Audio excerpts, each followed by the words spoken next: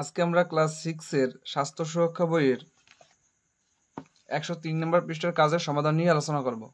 দেখো, এখানে বলা হয়েছে গল্প অনুযায়ী কোন চরিত্রের সাথে নিচের কথাগুলো মিলে তা নিয়ে চিন্তা করে হ্যাঁ বা না লিখি। আমার বন্ধুর সাথে শখটি নিয়ে আলোচনা করি এবং আলোচনা শেষে কোনো পরিবর্তন করতে চাইলে করি। চরিত্র জিনিয়া, অর্থাৎ এখানে নাম লিখতে হবে, ঠিক আছে। নিজের প্রয়োজন ও অনুভূতি চিহ্নিত করতে পেরেছে, এখানে হবে হ্যাঁ। অন্যের প্রয়োজন ও অনুভূতির প্রতি শ্রদ্ধাশীল ছিল না। প্রয়োজনে ধীরভাবে না বলতে পেরেছে না। ধীরভাবে নিজের প্রয়োজন অনুভূতি ও মতামত প্রকাশ করতে পেরেছে, এখানে হবে হ্যাঁ। এখন দেখো, এগুলো তোমাদের পারতে হলে অবশ্যই এর পূর্বের গল্প তোমাদের পড়তে হবে। যাই হোক, আমি তোমাদের শুধু সমাধান করে দিচ্ছি, আশা করি তোমরা ওগুলো পড়ে নিবে। এরপর হলো চরিত্র রেহানা, এখানে হবে হ্যাঁ, এখানে না, এখানে না, এখানে হবে হ্যাঁ।